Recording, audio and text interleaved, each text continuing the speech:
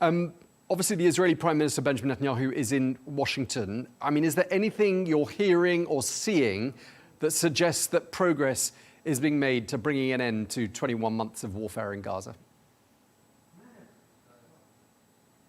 Look, Tom, the fact that you have a proposal on the table, the fact that you have representatives of both parties back in, it seems, some kind of proximity talks, those things we know. Other things are more speculative. Will Envoy Witkoff be visiting the region? Will there be an announcement while Netanyahu is still in DC? He has still some days to go. He's staying till almost the end of the working week. And I think more crucially, perhaps, it seems that Netanyahu's calculation and wiggle room has shifted somewhat since the so-called 12-day war with Iran.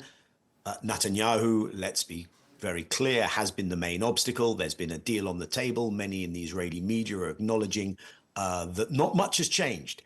But some things have changed, and the details of the arrangements are going to matter. Israel's military has now removed the civilian population from about 75% of the area of Gaza. Its military is now across Gaza. They're going to have to withdraw, redeploy from most of that for a deal to be reached. And you have this added complication of how aid is delivered.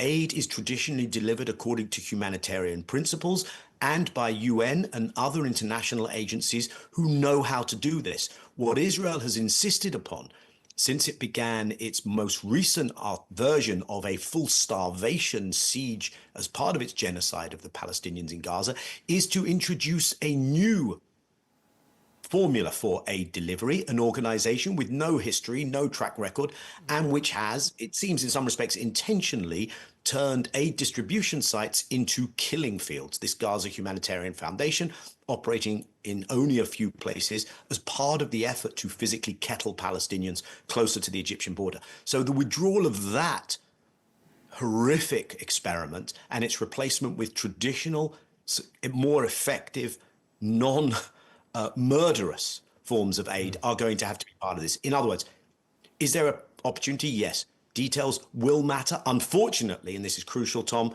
we are still talking about what seems to be a temporary rather than permanent ceasefire as far as the Israeli premier is concerned.